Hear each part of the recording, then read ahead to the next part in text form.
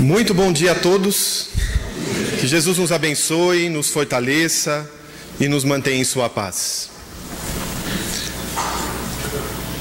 Nas caminhadas de Jesus, quando esteve entre nós encarnado na terra, uma verdadeira multidão procurava-o, não raro ansiosa. Eram dificuldades do corpo, dificuldades da mente, dificuldades nos relacionamentos, e encontravam nele, Espírito excelso, a porta que facultaria a esperança a todos aqueles corações. Dentre estes, uma em especial será alvo da nossa análise no dia de hoje. Porque em meio àquelas pessoas, iremos recordar de Joana. Joana de Cusa, esposa de Cusa, intendente de Antipas, que possuía, em meio à sociedade e à política da época, grande renome. Lidava ele nesses canais da política junto aos judeus, mas também caminhava muito bem entre os romanos dominantes. E conforme foi conhecendo a Jesus, Joana passou a refletir consigo sobre as dificuldades que encontrava. Porque quando estava às margens do lago, quando ouvia aquelas palavras sublimes do Mestre sobre o amor, sobre o reino de Deus, os sentimentos do reino de Deus, a paciência, a benevolência, a indulgência, o perdão, a fraternidade, ela ficava plena. Ela antevia a oportunidade na vida de ter paz, de caminhar diante dos seus sonhos femininos, de mulher, de ser mãe. Mas quando chegava em casa, uma outra realidade, pois identificava em seu esposo um homem ainda insensível, um homem ainda distante das realidades que propunha Jesus. Não conseguia identificar nele ombros carinhosos, alguém para com quem pudesse desabafar, alguém que a ouvisse, alguém que com ela compartilhasse os passos espirituais. E ele, quando ela falava de Jesus, logo se alterava. Porque Jesus para ele era uma ameaça.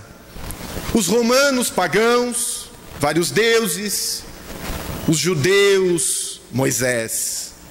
Se ele tomasse partido do que ela propunha, estaria ameaçado do ponto de vista econômico-financeiro, do ponto de vista do poder do mundo, e a rechaçava sem mais delongas. E diante de tantas indas e vindas em suas tentativas, ela resolveu ir ao Mestre, abrir o seu coração, falar com Jesus daquilo que ia na sua intimidade, das suas dores, dos seus sonhos que não se concretizariam pelo que ela percebia. E foi até a casa de Pedro, um determinado dia em que lá estava Jesus. Pediu a oportunidade de falar com ele, e o nosso grande amigo, como todos os amigos sempre fazem, parou e a ouviu atentamente. Mestre, não será justo, mestre, dizia Joana, que eu de alguma forma imponha o vosso evangelho junto ao meu lar, junto ao meu esposo tão arredio. Ele não me compreende, ele não me entende. Tento tento colocar em prática todos os seus ensinamentos, mas ele fica indiferente às minhas necessidades. Venho falar do Espírito e ele remete a César. Venho falar de Deus e ele procura Mamon. Que farei? Como poderei estabelecer o vosso reino em meu lar? Deverei utilizar a força, impô-la de alguma forma, ir às últimas consequências?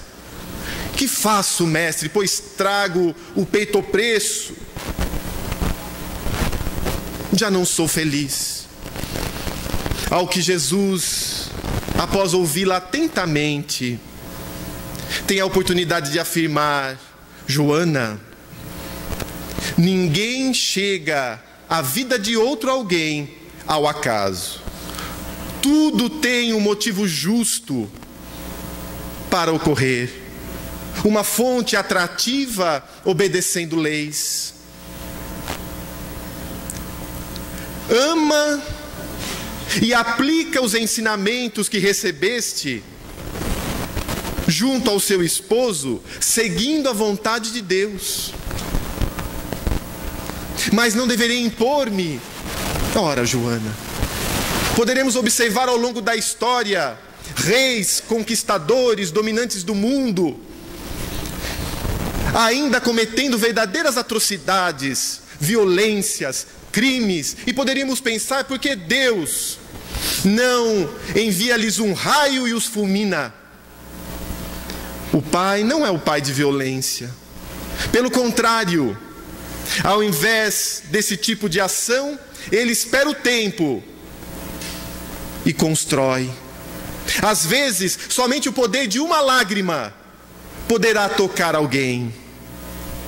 Joana, observa, Joana, o teu esposo não mais como esposo, mas como um filho de vossa alma. Em todos os momentos, sê fiel ao Pai. E ao receber estas informações de Jesus, esses direcionamentos e obviamente aquela vibração que conosco permanece até hoje do excelso amigo, ela tomou uma nova disposição. E a partir de então, no seu dia a dia, começou a identificar os quadros de dificuldade da sua família com resignação. E procurou observar realmente o seu esposo como um filho. E não mais agora se detinha nos pontos negativos dele, mas procurava identificar o material divino que o Pai havia colocado em suas mãos para trabalhar o seu espírito imortal. E começou então a observar os lados positivos, as virtudes que ele também possuía. E dessa forma foi tornando a sua vida mais harmônica, embora tivesse que renunciar quase que a todo instante. Mas no seu silêncio ela ia se transformando, ia trabalhando novos sentimentos, ia se modificando. E com o passar do tempo, eis que o seu esposo, Cusa, entra em desgraça política e econômica. Perde o seu patrimônio, os seus bens, o seu prestígio. Entra em estados de ira e depois depressão.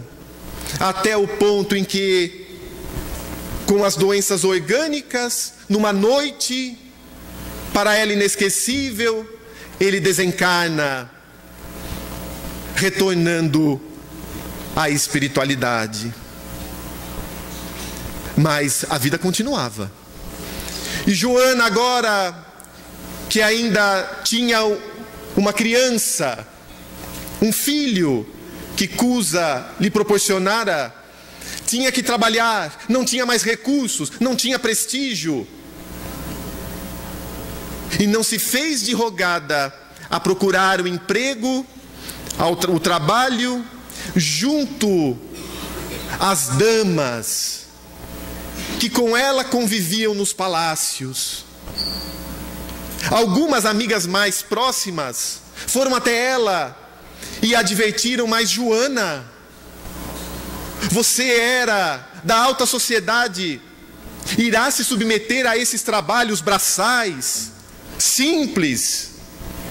O meu mestre me ensinou a ser simples. Todo trabalho digno é trabalho. É uma oportunidade que o Pai nos dá. E começou a cuidar de crianças, cuidar das casas dessas mesmas patrícias. E o tempo passa, e cada vez mais com Jesus em sua intimidade, dando seus testemunhos, nunca abandonando o Evangelho, até que iremos encontrá-la após o ano 60, por volta de 63 a 68, no circo romano, amarrada, atada a um poste, em meio a lenhas embebidas em resina, e do seu lado um jovem, o seu filho, e o carrasco diante deles, dando a primeira chibatada no jovem e pedindo para ela: abjura Jesus, nega o Cristo, nega Jesus. E o seu filho: mamãe, estamos a nos perder, nega, mãe, vamos morrer, negue Jesus.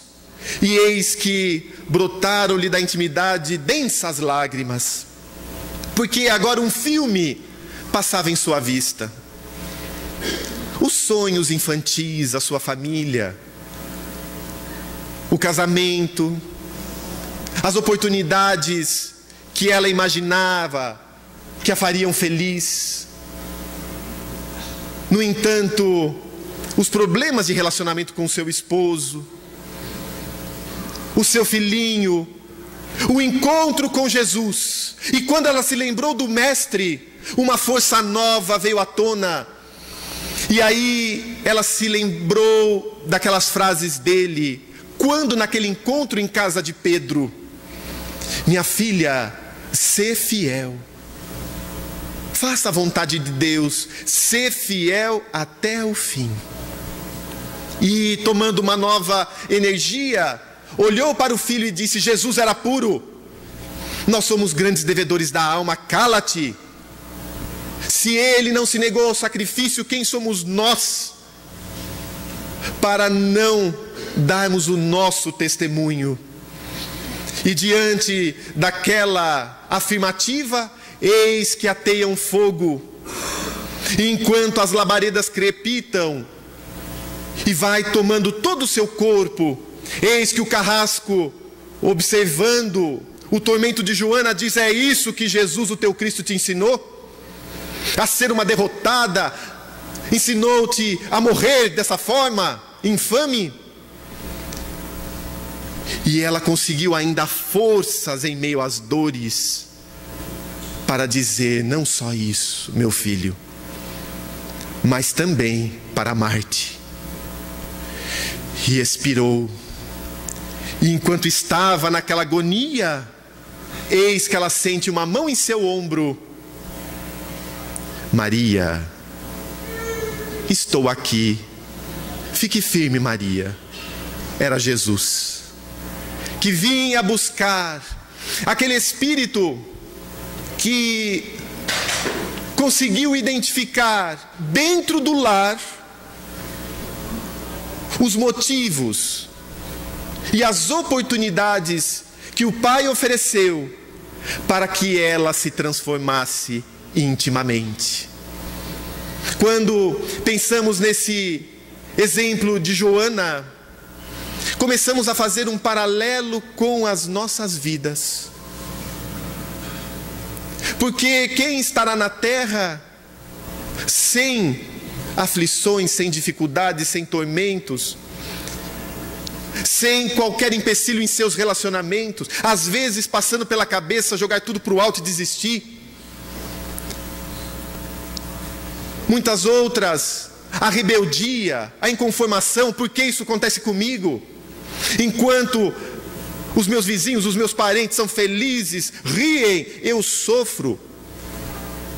Quantos de nós não poderemos identificar em Joana um roteiro para que também consigamos transformar os nossos caminhos. Essa história encontra-se no livro Boa Nova, psicografia de Chico Xavier, através de Humberto de Campos, o irmão X. E para que não perdêssemos a riqueza desse diálogo travado entre Jesus e Joana, como um caminho de luz e divino, eis que pensei aqui e ali uma ou outra frase para que pudéssemos analisar hoje. E inicialmente, gostaria de recordar o que Jesus disse. Olhando para Joana, afirmou: não te acharias ligada a ele, seu esposo, se não houvesse para isso razão justa. Ela não estaria ligada a ele se não tivesse um motivo justo para isso. E agora, analisando-nos, há um motivo justo para que cada um aqui esteja onde está, com as pessoas que se encontram, com o esposo, com a esposa, com os filhos. Há um motivo, há uma força atrativa que fez com que chegássemos até esse espírito. No livro Leis de Amor, no primeiro capítulo, item 5, Emmanuel é indagado o que faz o espírito entre as reencarnações. Ao que Emmanuel responde: nós, em plenitude de conhecimento, estudamos os nossos pontos vulneráveis, nos preparando para a nova investida no corpo. Então, no plano espiritual, antes da presente existência, espíritos responsáveis que somos, analisamos os nossos pontos vulneráveis, que são os nossos pontos de queda. As vibrações, as energias perturbadoras que ainda se encontram na nossa intimidade, fruto das paixões que ainda possuímos. No plano espiritual, nós que somos espíritos responsáveis, por quê? Porque num domingo de manhã, estarmos procurando alimento para a alma numa casa espírita, temos responsabilidade, temos conhecimento, temos compromisso. E ainda na espiritualidade, começamos a identificar, com o apoio dos nossos amigos espirituais, quais foram os nossos pontos de queda em vidas anteriores. Quando observamos a nossa intimidade, quantas vezes ainda nos surpreendemos com a vingança, ainda que camuflada.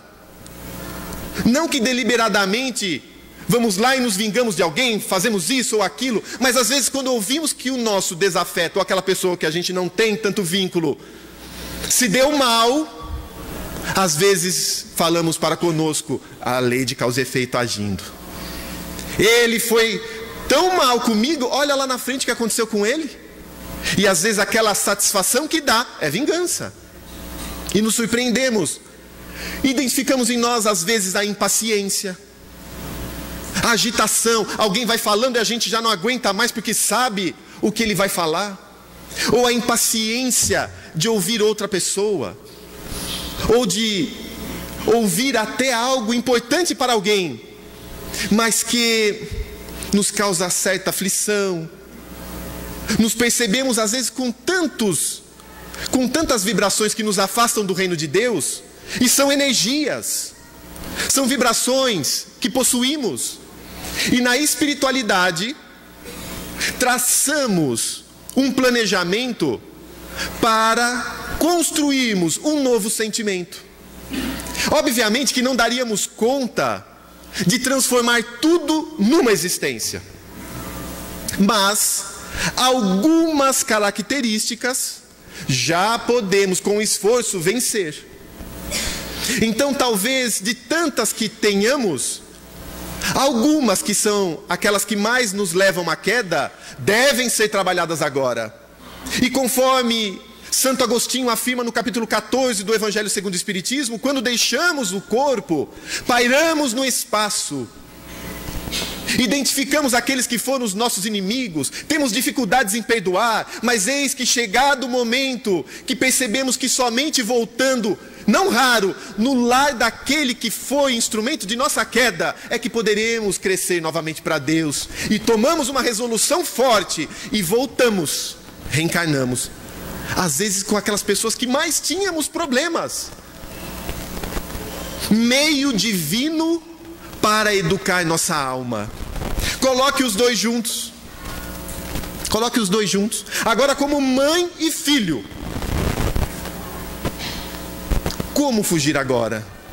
Porque o pai e a mãe sempre serão pai e mãe. Não tem como fugir. E é uma injunção, se vinculam e retornam no mesmo lar.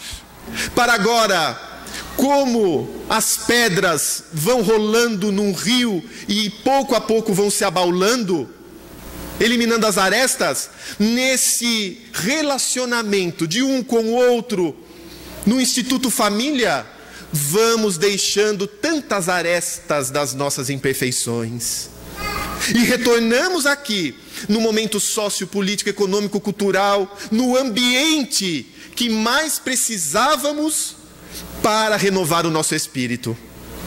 Como é difícil para aquele europeu reencarnar hoje na periferia do Brasil. Ah, como eu queria voltar para os Estados Unidos, voltar para a Europa. Mas agora, o momento é de transformação. Será importante para você agora aprender a lidar com coisas simples, com coisas manuais, com certas restrições que lá não possuía. E muitos não conseguem conceber o porquê se encontram nesse abençoado país, nessa abençoada Campinas e região, nesse lar em que estamos. Mas abençoado porque não é você. Falar daí é fácil. Vai lá em casa, porque eu tenho um pai tão duro, tão exigente. Eu vou fazer uma pergunta: quem precisa de alguém exigente no pé? Alguém que precisa ser controlado. Que tipo de espírito é esse? Aquele espírito que, se não tiver alguém próximo, no passado já deve ter se perdido muito. Ainda tem muitas vezes a indolência. Ainda não tem a maturidade a ponto de assumir compromissos, a fazer do seu jeito, de qualquer forma. E com uma pessoa exigente agora, ele precisará trabalhar conteúdos íntimos para andar na linha. É igual um chefe que nós possuímos, por exemplo. Como gostaríamos que os chefes nossos somente nos parabenizassem por aquilo que produzimos. Olha que trabalho maravilhoso, eu tenho certeza que você fez o possível, tá ótimo. Quantos não falam, mas atenção aos detalhes, tudo tá bom, mas essa vírgula, olha aqui. E a gente fala, mas ele foi olhar a vírgula, o resto está tão bem, mas ele pegou aqui. Sim, exigente, atenção aos detalhes. Agora, isso vai ser importante para mim, por quê? Porque agora eu vou me atentar mais, eu vou ficar mais esperto, eu vou procurar ler novamente, atenção aos detalhes, e eu com isso vou crescendo do ponto de vista do sentimento também. Agora, então eu tenho um compromisso maior, uma responsabilidade maior, e vou ter que trabalhar muito para conseguir vencer às vezes a animosidade que eu sinto por esse pai, por essa mãe. E para o espírito, isso se dá muitas vezes com conflitos, porque começamos a entrar numa zona de remorso, de arrependimento. Mas por que eu sinto isso com meu pai, com a minha mãe? Na nossa casa espírita, recebemos há alguns anos atrás uma mulher que chorava, e ela chorava de alegria agora, porque ela dizia que no leito de morte da mãe, só quando a mãe estava expirando, é que ela conseguiu colocar a mão na face e passar no rosto da mãe. Durante toda a existência, durante toda a vida, o sentimento que ela tinha, ódio. E ela falava com arrependimento, com remorso, mas porque eu sentia isso pela minha mãe. Um ódio. E quando travou contato com a doutrina espírita, começou a trabalhar aquilo que ia no seu íntimo. Com dificuldade, não é num estalar de dedos que modificamos disposições às vezes centenárias, milenares. É com uma nova construção. E aí ela chorava e percebeu depois do atendimento fraterno que era o primeiro passo para um novo momento logo mais. A doutrina espírita é de esperança. Ninguém morre. Inimigos contumazes. Talvez esse gesto simples tenha sido o primeiro passo para uma existência harmônica no futuro para esses espíritos. Então a espiritualidade reúne esses seres para que um vá aprendendo com o outro. E interessante, na nossa família a gente consegue identificar aquele que nos serve de exemplo para cima e aquele que nos traz dificuldade. Da mesma forma que tem esse que fala, e eu fico impaciente, eu não tenho muita paciência com meu pai, né? Eu não tenho muita paciência com meu irmão. Mas tem aquele que eu olho e falo o seguinte: nossa, olha esse daqui como tem perseverança. E às vezes é o próprio pai, o próprio irmão. E eu não tenho paciência, mas eu percebo nele o quê? Uma pessoa perseverante. Talvez a perseverança que eu não tenha. Então Deus coloca no mesmo núcleo o quê? Aquele que vai me ajudar na minha transformação em algum sentimento que eu preciso, e alguém que vai me dar um reforço para algo que me falta, como a coragem. Estávamos fazendo o Evangelho no Lar em minha casa, e num determinado momento eu perguntei para as minhas duas filhas, uma tem 7, outra 13, estava a minha esposa também, e eu perguntei justamente isso: o que cada um passava de sentimento para o outro.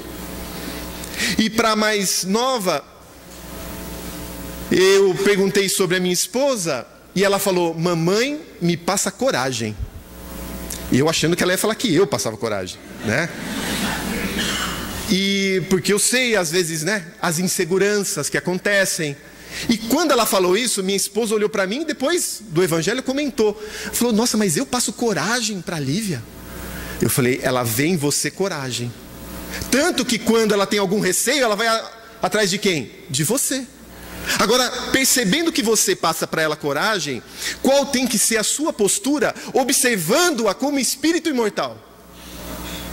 Porque às vezes a gente olha a criança como criança, uma princesinha muito bonita, né? Mas é um espírito imortal. E se ela vê no outro coragem, ela tem os momentos de medo. E como que eu posso fazer para encorajar um espírito medroso?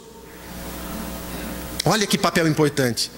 Um espírito medroso que pode lá na frente ter dificuldades para tomar decisões, seguir os próprios caminhos, dizer sim, sim, não, não, fica com medo, daí fica em cima do muro. Olha o papel importante daquele que tem essa responsabilidade no lar. Quem na minha família passa algo positivo, quem passa negativo? Lembram de Joana? Ela começou a observar o que no esposo? O lado negativo só? Não. Observar as virtudes. Tenho conseguido isso? Porque focamos às vezes tanto no problema do outro, que a gente já carimba, né? Fulano é isso, é o estereótipo. Marquei que fulano é assim. E a partir daí, passa 5, 10, 15, 20 anos, mas fulano é assim. Isso dentro da família e fora dele. Basta às vezes encontrarmos alguém que pisou na bola conosco tempos atrás. O que vem à mente às vezes? Ele está assim agora? Eu sei o que eu passei. Eu sei o que eu passei. Porque a gente registrou algo lá atrás, mas não damos oportunidade para que a pessoa reconstrua aquilo. Reconstrua aquilo. E se estamos juntos, como deveremos trabalhar isso? E aí um outro ensinamento de Jesus, ele diz o seguinte: Joana, Serve o teu esposo com amorosa dedicação, pois assim estarás cumprindo a vontade de Deus. Nós estamos cumprindo a nossa vontade ou a vontade de Deus? Cumprir a vontade de Deus é inteligência espiritual. Porque ao cumpri-la, a gente está vendo o quê? Nós estamos vendo a consequência dos nossos atos.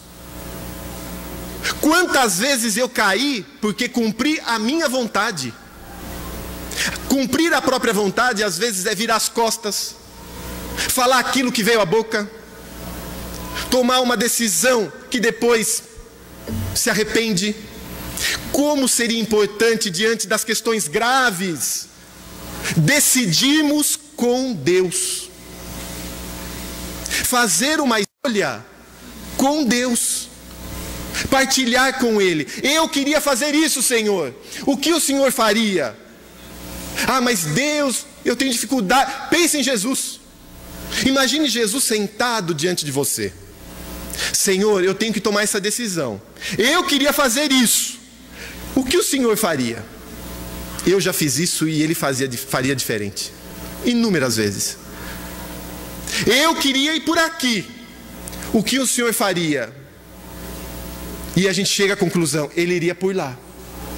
Agora cabe a mim o quê? Pelo livre-arbítrio decidir se eu vou pelo meu caminho ou se eu vou pelo caminho de Jesus. Não raro o meu caminho vai me trazer o quê? Benefícios materiais. Benefícios materiais. Ou vai alimentar os meus pontos vulneráveis, como diz Emmanuel. Porque ele vem do quê? Das minhas memórias, das vibrações que eu já possuo, do homem velho. A primeira decisão que eu tomo quando vem de súbito é o homem velho falando. Gabriel Delany tem a oportunidade de comparar as nossas existências como uma árvore cortada ao meio. Cada existência nossa seria uma daquelas marcações onde se registram as idades das árvores. Cada experiência nossa reencarnatória é como se ficasse marcado no nosso corpo espiritual. A memória não se apaga. E diante de determinadas situações, às vezes a gente vai buscar aquela vibração e vem no influxo. E até nos surpreendemos, mas eu ainda sinto isso, eu ainda penso isso. E se eu não vigiar, tomo decisão pelo homem velho. E lá na frente, a cabeçada. Buscando interesses do mundo. Jesus nos chama aos interesses do Espírito, que pode, inclusive, vir através de prejuízos do mundo. Ah, mas se eu for fazer o que Jesus recomenda, vão me taxar de bobo. E o que eu tenho com isso? Por que eu estou preocupado com a opinião? Do que o outro vai pensar de mim, se o que Jesus faria era o correto. Ah, mas se eu seguir Jesus, e aí nos recordamos de Emmanuel, no livro Há 2000 anos, diante do Cristo, e Jesus dizendo para ele, senador, podes vir agora, ou aguardar os milênios. E Emmanuel fala que tinha vontade de se ajoelhar, beijar os pés de Jesus, segui-lo, mas o orgulho do senador falava alto, e ele virou as costas para o Cristo, e ele diz, eu escolhi os milênios. E às vezes, diante dessas situações, o orgulho fala alto, a vaidade ainda está aflorada, e perdemos aquela oportunidade. Daí, somente às vezes à custa de lágrimas, para reconstruirmos a oportunidade perdida. Porque a dor vem e desilude. A dor vem e muda pensamento, muda valor. Tantas coisas que a gente imaginava como importantes, diante da dor a gente fala, meu Deus, só queria ter paz. Olha, se eu tivesse um pouquinho agora, se eu conseguisse sair dessa situação, está tudo bem ali, estava ótimo. A dor ensinando. Prosseguindo, Joana, após ouvir Jesus, afirma o seguinte: mestre, vossas palavras me aliviam a alma. E aí nos recordamos do capítulo 6 do Evangelho segundo o Espiritismo, Cristo Consolador, né? Vinde a mim, vós que estáis sobrecarregados, aflitos, eu vos aliviarei. Alguém aqui está sobrecarregado? Está aflito?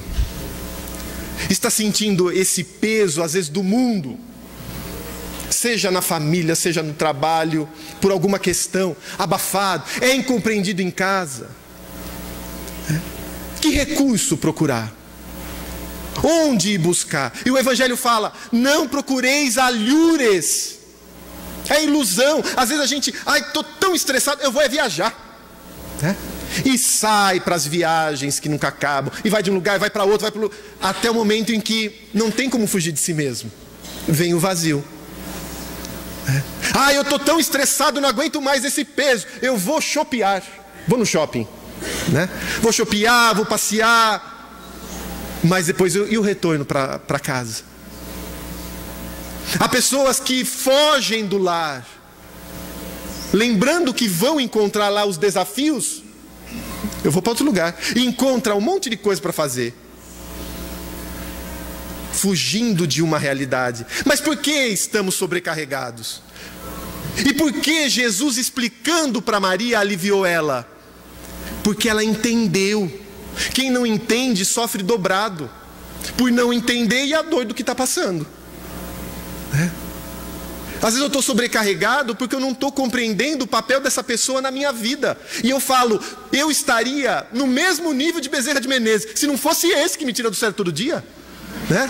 Eu saio do centro, estou bem, tomei meu passe, mas chego em casa, já encontro o miserável e eu desequilibro. A culpa é dele. E aí nos afastamos às vezes por achar que a culpa é dele, quando a gente se esquece de um outro ensinamento. Maria, ou melhor, Joana, reconhece o material divino que Deus depositou na sua mão. Essa pessoa difícil na minha casa, qual é o material divino que ela tem para me ensinar? Para me ensinar, para me ensinar. Conversando com um amigo lá da nossa casa, ele dizia o seguinte: Rodrigo, essa questão de família é tão interessante, e a gente tem que ir no detalhe. Eu falei, temos, né? A gente tem que ir a fundo, perceber o que está sentindo. Eu estava lavando louça, e eu lavava a louça, e minha filha veio e colocou o prato para eu lavar. Eu falei, não, daqui que eu lavo. A minha outra filha falou, pai, deixa que eu lavo. Não, daqui que eu lavo. Mas quando a minha esposa veio e colocou o prato dela, eu fiquei com raiva. E ele, que está nesse trabalho de autoevangelização, né, de reflexão, começou a pensar, mas por que com as duas eu não senti nada?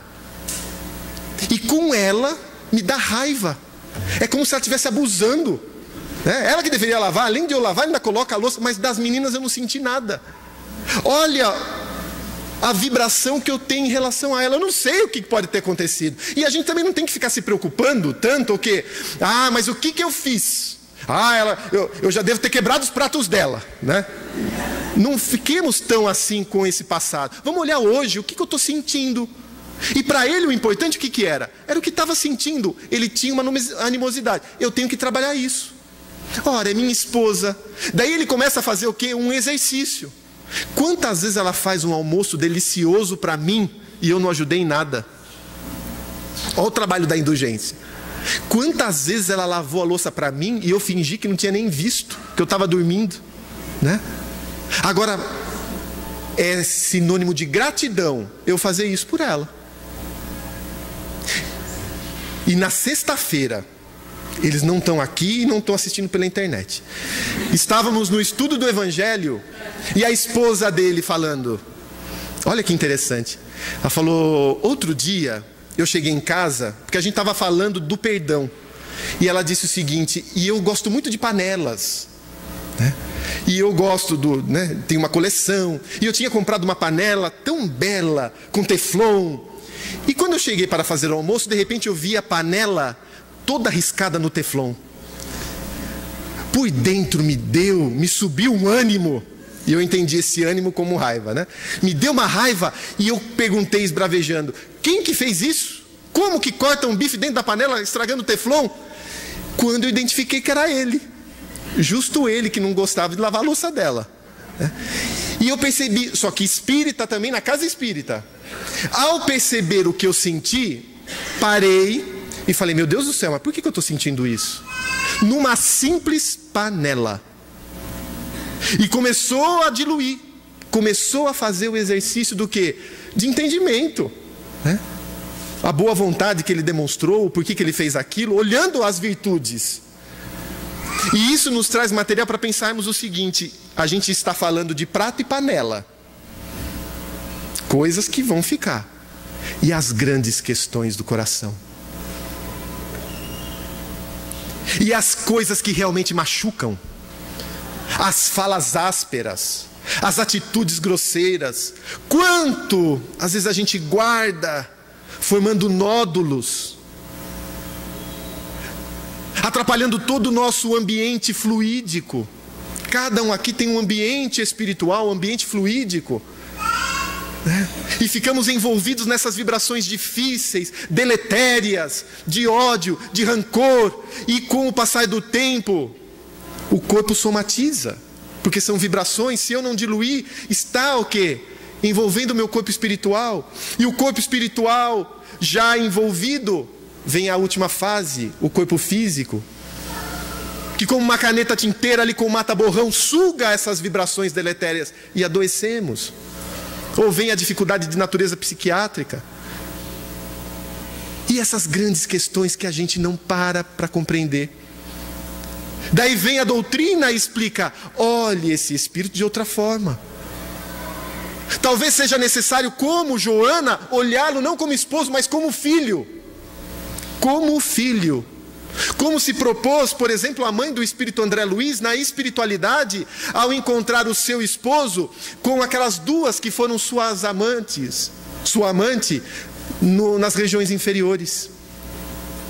E André Luiz se surpreende ao ser informado que ela retornaria na terra como esposa dele de novo e recolheria como filhas aqueles espíritos que foram as amantes que ele teve, olhando-as como filhas, não como concorrentes, compreendendo o estágio evolutivo do outro, a construção do outro. Cada um está no momento de construção, e essa construção é fator dos milênios, fator dos milênios. A gente vai construindo de existência em existência. Às vezes demoramos uma existência toda para melhorar um pouco no quê? Num item. Mas se eu me esforçar em melhorar nesse item, eu melhoro nos outros. Ninguém pode se esforçar para vencer a impaciência sem trabalhar a humildade. Porque como eu vou ser paciente e me asserenar se eu não for humilde e engolir, em dobrar o joelho? Não vou conseguir. Então, se eu focar num outros itens, eu também vou estar trabalhando. Mas é questão de construção. Questão de construção. Como gostaríamos, né, de estar ali já no nível de um Eurípides, professor Eurípides. Mas lemos no livro Ave Cristo como Rufus, ele dando a vida, não se negando a afirmar-se cristão. Construção, né? Construção. Agora, o que eu estou construindo nessa existência? O que eu estou construindo nesse momento? Joana, ao sair, ela percebeu o seguinte: isso me aliviou, porque eu entendi, né? Passou a ser resignada.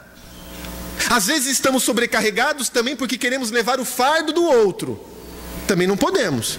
Podemos ajudá-lo a levar o dele, mas não pegar o dele para nós, porque ele tem que dar conta da vida com a própria consciência também. Certa vez um sociólogo em Uberaba viu Chico Xavier distribuindo notas de 1 cruzeiro, 10 cruzeiros, chegou para o Chico e falou: Chico, você acha que isso vai resolver a vida dessas pessoas? Ainda riu. O Chico falou para ele: ah, meu irmão, eu não quero resolver a vida delas, porque a vida delas, elas terão que resolver com a própria consciência. O que eu quero é que elas saibam que durante a semana alguém pensou nelas, que alguém está junto compartilhando, mas eu não quero resolver o problema. E às vezes nós queremos resolver o problema do outro, e aí são dois desequilibrados. Agora eu posso o quê? Compartilhar, partilhar junto a dificuldade, mostrar o braço, ser o ombro que apoia, mas ela dando conta do que precisa. E ela se tornou resignada por quê? Porque tem uma definição de resignação excepcional, que vem de Sacramento, Minas Gerais. Na resignação nós conseguimos identificar os nossos potenciais espirituais. Somos resignados quando, diante da dor, conseguimos identificar os nossos potenciais espirituais. Ou seja, eu vejo que naquela dificuldade, algo em mim tem que ser ativado para que eu cresça. Quando eu percebo isso, eu aceito. Eu não me revolto. Eu não me revolto. Ai, mas esse filho é tão difícil. O objetivo desse filho difícil: te fazer crescer, te fazer amar, se dedicar a Ele, às vezes perder a vida física, mas levantar esse espírito para Deus, juntos. Quando compreendemos isso, nos resignamos e continuamos caminhando. É simples, não? Mas nós já somos abençoados com a doutrina espírita. Só que falamos de espiritismo e pouco ainda vivenciamos o espiritismo dentro de nós. Falamos para os outros, mas quando acontece conosco, não entronizamos. Não paramos e refletimos na nossa vida. Não meditamos sobre cada item do Evangelho, o que acontece conosco. Não é o outro. Às vezes pensamos o seguinte: ai, se fulano ouvisse isso, né? Ai, se Beltrano ouvisse. Mas não é o outro. Somos nós, é conosco. E Jesus vem pescando-nos individualmente ao longo dos milênios. A doutrina cristã não é das massas, é da individualidade. É individual o processo. Eu não posso transformar o outro, eu tenho que me transformar e, a partir do meu exemplo, daí sim, influenciá-lo. Mas não está na minha mão a mudança dele, está na minha mão a minha regeneração. Essa eu posso. Essa eu posso.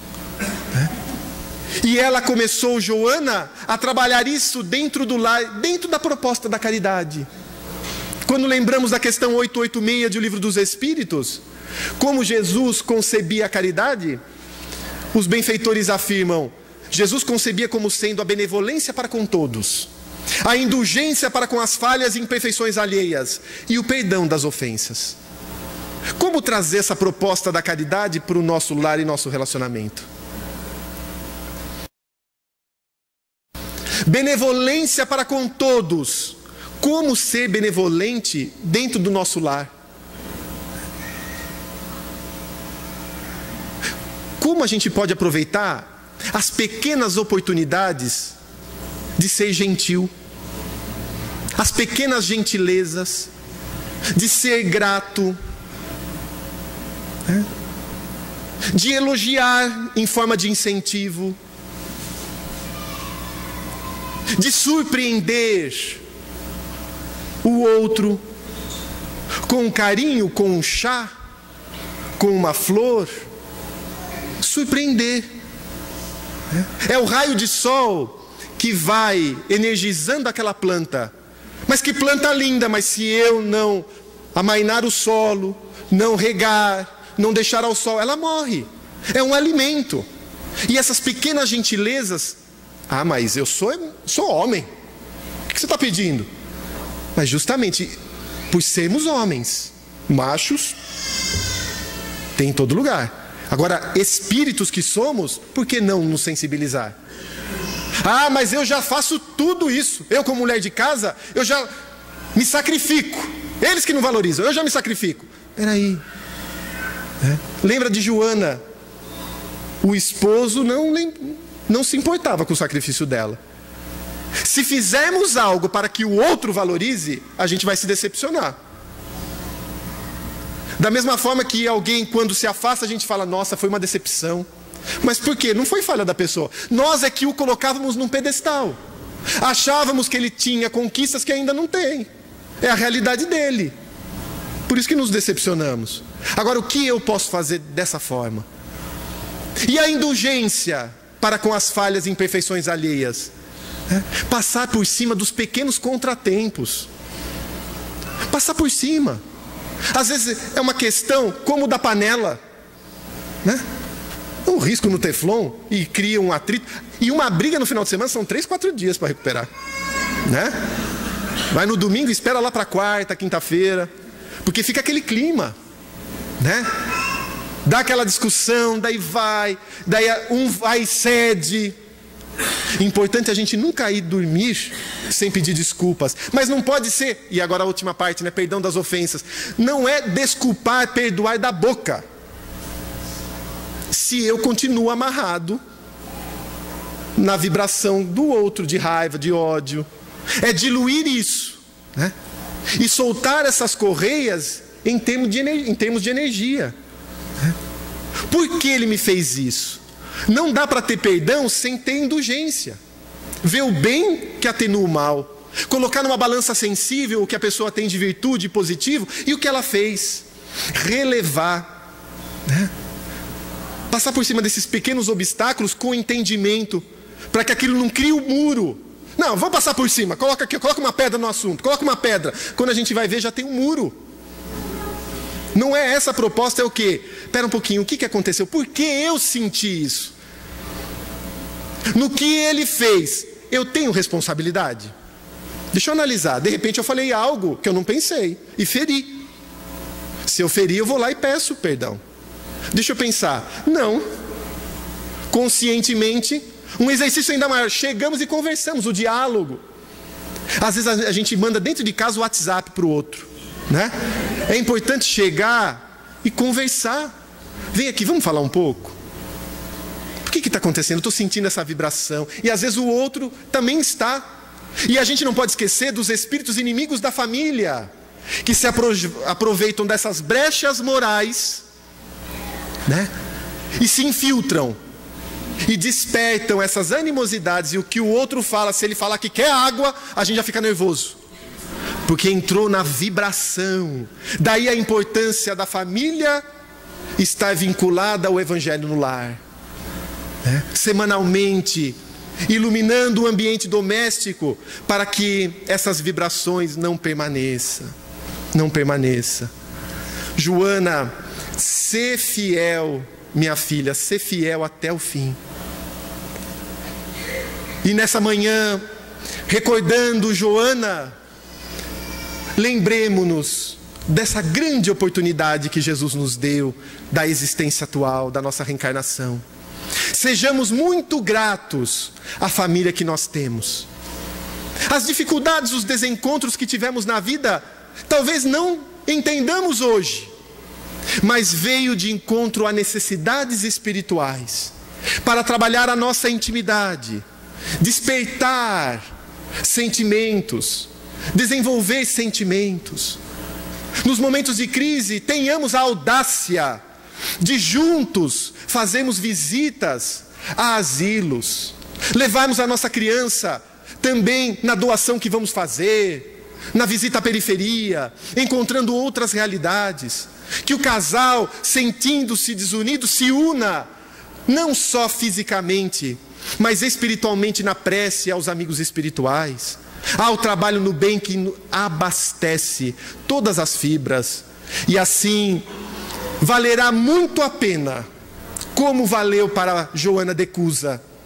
Joana passou por tantas agruras e decepções, mas trabalhando com Jesus, encontramos-la hoje com uma grande benfeitora, Joana de Ângeles, mentora de Divaldo Franco, vinculada ao Espírito de verdade, a Jesus, nessa tarefa de difusão da doutrina espírita, na falange do bem.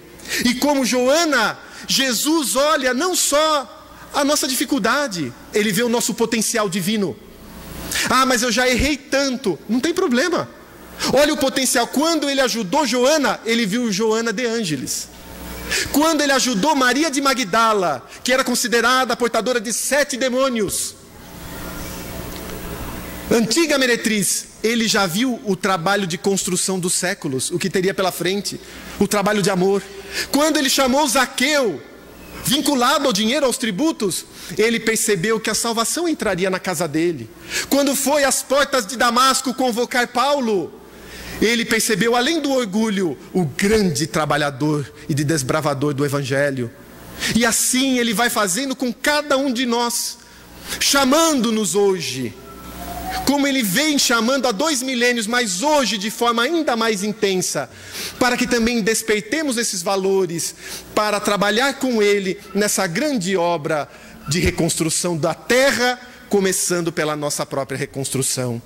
E assim só temos a agradecer a Jesus, e só temos que agradecer a Deus a oportunidade, agradecer a Deus porque foi Deus quem fez o sol, tão vivificador, com sua luz resplandecente cheia de fulgor, os trilhões de estrelas que cintilam nos céus, as nuvens vaporosas como densos véus, a mecânica celeste e o arcano profundo, a ciência que equilibra os mundos. Foi Deus quem fez a energia, a possante energia que a tudo vivifica, e a excelente virtude que não se modifica. Ele fez a chuva, o vento, o raio, o trovão, a primavera, o outono, o inverno e o verão, o perfume das flores, os sons, a luz, o ar, os campos, as florestas, a terra, o céu e o mar. Fez o infravermelho e o ultravioleta, e fez da lagarta surgir a bela borboleta, o cantar do rouxinol, a pujança do sol, as feras bravas, os ternos passarinhos, a asa de um inseto e a beleza de um ninho. Deu agilidade incrível à pulga saltitante, e fez o passo lerdo e tardo do elefante. Fez o colibri com linda sutileza, sugando o mel das flores com tal delicadeza, o tatu escavando a cova em que se abriga, e a faina inesgotável da minúscula formiga, o inquieto macaco, o fogoso corcel e a abelha trabalhando na construção do mel.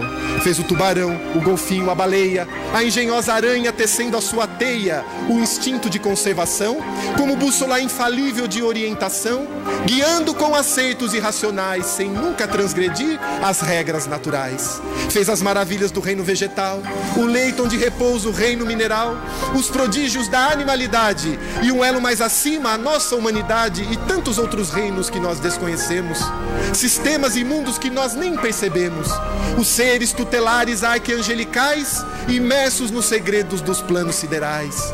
Foi Deus quem enviou-nos Jesus e permitiu-nos a reencarnação para que chegássemos à sua luz. Que maravilha é essa que eu não posso descrever com todo o dramatismo que eu pudesse ter? Artista inimitável, sublime e limitado, me ponho de joelhos e contemplo abismado e pergunto a mim mesmo com estupefação: por que Deus fez tudo isso com tanta perfeição? Formando e transformando, criando e dirigindo, governando e agindo, como Ele tem tanto poder? Pergunto a outras vozes: que me podeis dizer? Eu vos peço, queridos irmãos meus, por que tantas maravilhas vindas de Deus? E essas vozes me respondem com ardor: meu filho, é porque Deus é amor, é sempre amor. Pela atenção, muito obrigado.